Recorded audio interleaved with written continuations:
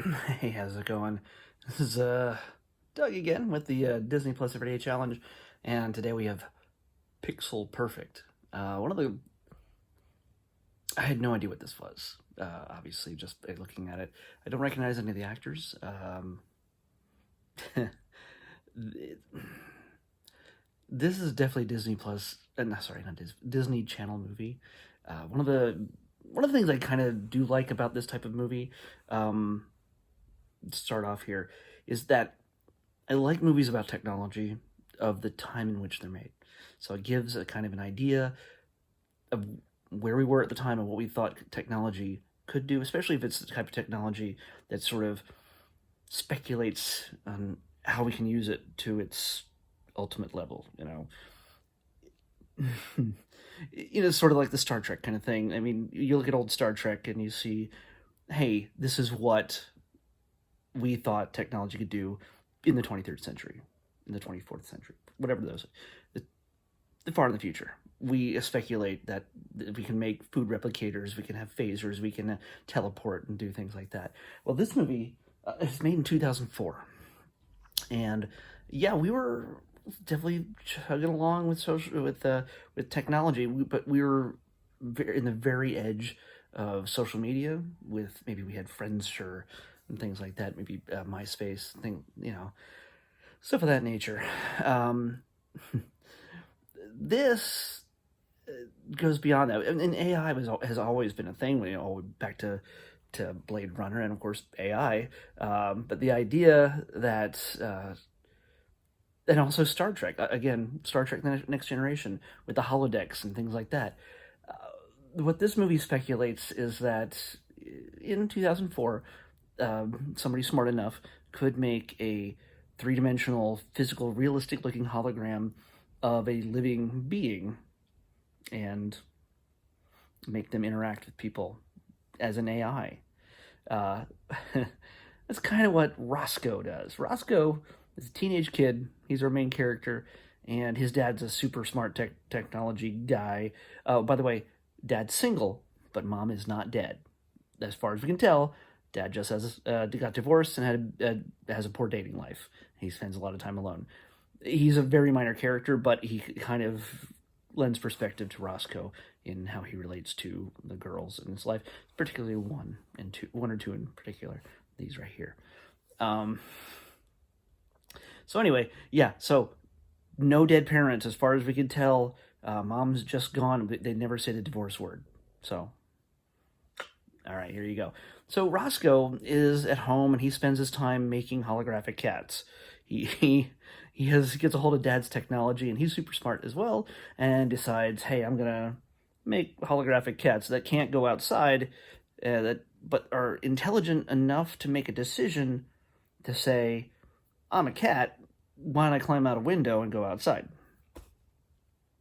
Uh, and then, of course, they disappear once they go through the window because the rule is, made up by the movie, is that holograms can only exist inside because a lot of technobabble.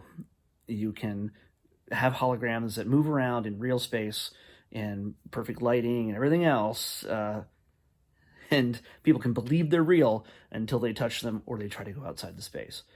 Well, Roscoe has a friend. His best friend is in a band, an all-girl band, and they're trying out for amateur night, and a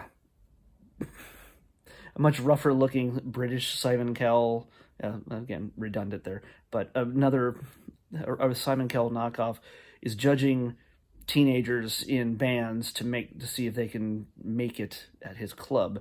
And of course, these girls can't do it. He wants the lead singer, Roscoe's best friend, Samantha? Yeah, Samantha. That's how invested I was.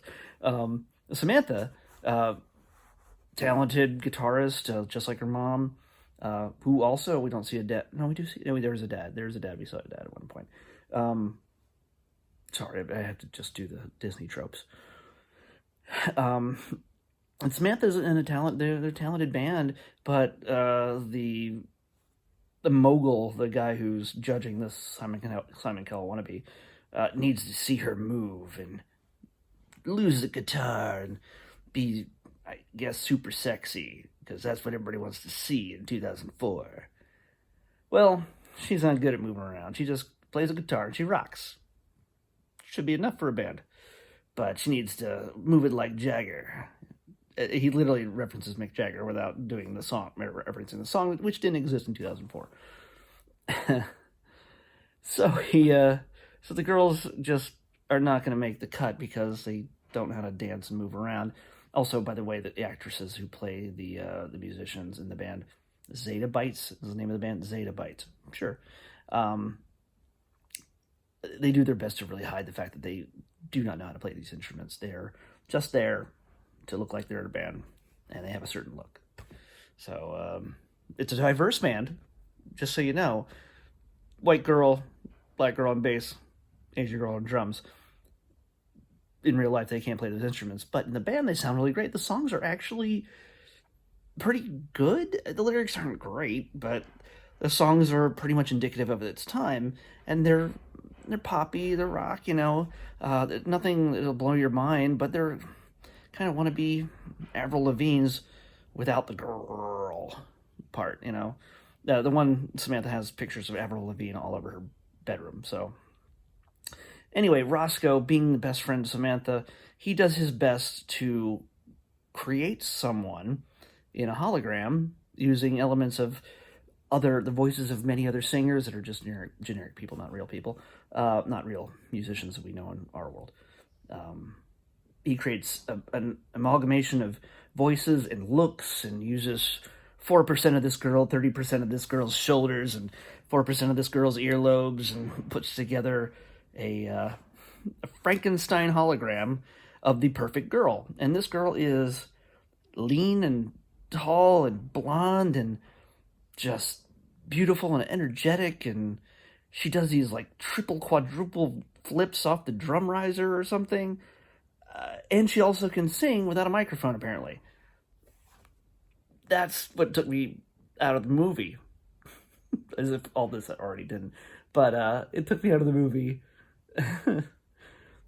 Yeah. It was... Loretta is her name. And Loretta draws everybody's attention. Everybody's excited. Oh, she's got so much personality and charisma, and she's singing and dancing and flipping, and she's like a pirouetting like a ballerina half the time. Honestly, it's a lot of I got a pillow to rest my arm. Sorry. Sorry for that face. But she's pirouetting and like, I don't know if the actress really knew how to dance. She just knew how to kick real high. When you're already 6 foot and like 4 feet of you is just legs, she's kicking to the ceiling. And she's something to watch, and she sings great. I don't know if it's the real actress's voice or anybody is actually singing with their real voices. I have no idea. If they are, yeah, hey, they've got the girl rock band, vocals down pat. They're great then. Yeah, again, songs they're all right. Some of them are indicative of what's going on feeling wise with Sam, because Sam is obviously into Roscoe, but Roscoe now has a crush on his creation. Frankenstein's in love with his monster. And I was thinking of Star Trek. Frankenstein's in love with his monster. And then everything just goes off the rails. What happens, I'm going to ruin this all for you, because odds are either you're never going to watch this at all, and I don't recommend that you really do, but on the other hand, I really recommend you do. So I'm going to beware. I'm going to spoil the rest of this story for the most part. Once I tell you this stuff, though, you're going to want to have to see it to believe it and how it's actually executed. Of course, when you try to run a sham on people to make them think that you have a rock band with this charismatic new girl and she happens to be a hologram, well, there's going to be glitches. There's going to be problems. Of course, the girls perform and they, with the new hologram Loretta girl, and everybody loves them as a band. They're a hot new band. But when a big local mogul comes, he used to be a hot rapper and back in the day, real tough, but he's like, it's all show. He reveals later that it's all just, marketing. And he's now a big rich mogul. He sort of sold out to the man, but he comes to see her at the performance where it reveals that media interference with the signals and everywhere else mess up with Roscoe's computer, which he has to have with him all the time. It's like a clunky little laptop pre-iPad. It's about the size of an iPad, but if it was a laptop about that time, about that age. Or it's actually like an iPad mini kind of thing. So, of course, she starts glitching, and people are like, oh my god, we can see through her, and she's not solid, and she's not real. And then we get guys in the audience who are like, a hologram singer? What? And then it dawns on him, he's like, that's pretty cool. Yeah! And everybody else starts cheering. And they're like, yeah, Loretta. And this impresses the mogul dude, who then calls Marty McFly style, hey, I got this hot new band. Listen to this. And then, holds the phone out just to hear the crowd chanting Loretta. So, yeah, it's kind of goofy in that sense. And then, of course, Sam, she's hates the fact that Loretta gets all the praise, and she has a contentious relationship. This is the kind of thing that could have been like a season of a TV show, but they crammed it into an hour and a half. This kind of has a potential. I mean, the underpinning of this whole story has a potential, at least at this point, to be made into an 8 to 13 episode series that could have played out more dramatically and somewhat more realistically, and probably darker. Although at one point this movie does get pretty freaking dark. I'm not there yet, but it has a potential that if it was mapped out, it could have been a kind of really almost cool story, like a mini series. But yeah, you're dealing with an hour and a half Disney Channel movie, so you're not going to get that crammed in an hour and 25 minutes. So anyway, the girls have problems. And by the way, it's not that Josh has just created a hologram. He's created an AI. He's created a living creature that is curious and wants to be loved. And I think she kind of loves Roscoe too. And she hates, she's sticking up for the girls. She's the way she's been programmed to. But she's also kind of, I don't know. You have to understand, at one point she goes, hey, I want to go to Japan. And they're like, we can't just go to Japan. She's like, I can go through the internet. Okay. And never mind the fact, they never mentioned the fact that these already exist. People like her technically already exist in Japan. Okay. This is running really long. I'm sorry. This is probably one of the longest videos I've ever recorded. But she wants to go to Japan, and Hatsune Miku, the things like the Vocaloid and things like that. I've been to Anime Expo, and I've been to a concert where a hologram was the performer. So, well, that was well after. That was like 5 years ago for me. So it's well after this movie existed, but I'm pretty sure Vocaloids and all hologram singers are all the rage in Japan, and I'm sure they have been before this movie was ever made. It's not like the Japanese stole this from us.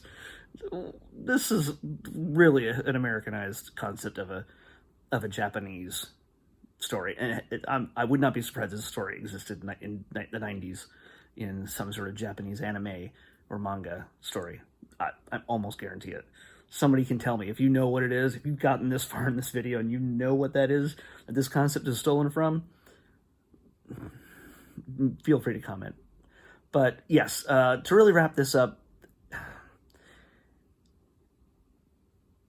at some point, well, of course, the Loretta wants to go out in the rain and feel the world and experience things. And her attempt to get sort of close to new things is going to Japan. She jumps into the internet and literally runs into the Matrix. There's things zipping by her all over, and literally a search engine, a guy who looks like Super Mario, but more Blade Runner clothed, in an actual giant engine, a CGI engine looking thing, gives her a ride, and she asks for something, then he searches for it. He drives her there. And then other weird stuff happens. She gets trapped in the internet, and then she has to email Sam, and she eventually gets out. And at one point, I think she has to also, she disappears again, and then Sam attempts to, oh, by the way, they're a huge deal now at one point in the film. It moves really quickly. They're going to be the biggest thing in the world. The studio has teamed with a technology company that Roscoe's dad works with to take ownership of Loretta and possibly make any demographic of holographic performer. So we're going to basically just replace the music industry with all holographic performers, which then builds into a story about, creators' rights and selling out to the man and all these other things that is a whole other storyline itself that could have been built out with the mogul and Josh's dad and all the technology and there's the rights of the hologram who isn't a real person, but there you go. It's like Data, the measure of a man in Star Trek Next Generation. So it's you get that storyline. Somebody watched some Star Trek and then has watched some anime when they wrote this. Seriously.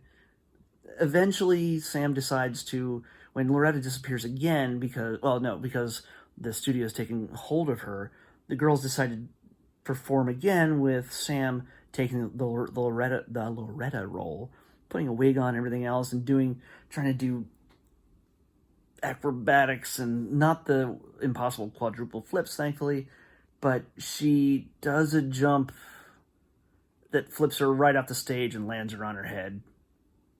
So, yeah. So yeah, she lands on her head, and I think she just gets brain damage. So, I shouldn't be laughing at this, but yeah, you're like, we've got 10 minutes left in this movie, 15 tops, and one of the main characters has brain damage, is in the hospital. Everybody's like, what are we going to do? Well, somehow Loretta shows up because she's escaped with the help of the mogul who's ditched the man, and he's no longer being controlled. He's no longer sold out, and he helped her escape from the record company and be autonomous. And she ends up at the hospital and goes in to talk to Sam using the EEG machine, which I'm sure is totally possible. And Roscoe says, hey, if you go in there, you can't come out because that's a thing. Anyway, they get to the point where it's like, only one of us can be in your mind. She has a conversation. Loretta has a conversation with Sam, who is now like the Ring, she's caught in her own brain, and there's a broken guitar in front of her. And it's right out of an anime, and I've been talking way too long. This is the longest video ever. Lucky you. But yeah. So yeah, it gets super dark at one point, and they're like, hey, only one of us can be in here. And then the choice is made, and Sam wakes up. But is it Sam? No, it's Loretta. And the whole time I'm just like, what? You've stolen this girl's life because hologram girl wants to live? And she immediately jumps out of bed, and then she loses her footing a little bit because she's not used to being solid and being able to touch anybody. And they just let her wander out of the hospital in her gown, probably open-assed, just bare out back, in the back, just open. Who knows? We didn't see that, obviously. It's a Disney movie. But then she steps out of the rain, and And then she gets struck by lightning. She gets struck by lightning, and then I guess then Sam takes over again. And a couple months later, she's playing acoustic guitar on stage, and everybody loves Sam. And it's a sad song, but it's uplifting that she survived. And then her and Roscoe are boyfriend and girlfriend, and there's a mysterious harmony when she sings. They're like, "Who was that?" Oh, the girls in the band don't know. It wasn't them. They don't do harmonies. Not well, anyway. It was Loretta. So hey, here's 20 minutes of your life you just lost. I saved you from an hour and a half. But if you want to understand fully what I just explained to you, seriously, watch Pixel Perfect on Disney Plus. Now, understand, the actors in this are not bad. It's actually some realistic kind of emotion and reactions for these characters. They're not Disneyfied reactions or relationships or feelings. They're actually really good. I don't not believe them about when they talk about how they feel and the things that they're feeling. You can tell without them saying, "I really secretly love you." You can see it in her eyes, the way she acts. Sam kind of loves Roscoe. And this, of course, she hints at him, and he's just too oblivious most of the time because he's too busy with Loretta. But yeah, enough of that. But I just had to tell you, I had no idea what to expect from this, and it was actually much worse than I thought, and much better than I expected, just a freak factor. So hey, Pixel Perfect on Disney Plus. But right now, it's time to pick tomorrow's Disney Plus Everyday Challenge option, or whatever we call that. Let's generate 31. I have a feeling we saw this. We've already picked 31. Wait, we can't. Okay, it's not Adventures in Babysitting. That was 13 the other day. 31. Okay, I can do this. I already know I like this movie. I haven't watched it in a while, but it's definitely in the A's. So we got it. 31, right there above the Reds. Ant-Man from Marvel. Ant-Man. So hey, join me tomorrow with Ant-Man. We'll meet back here again on the Disney Plus Everyday Challenge. 23 minutes. See you later.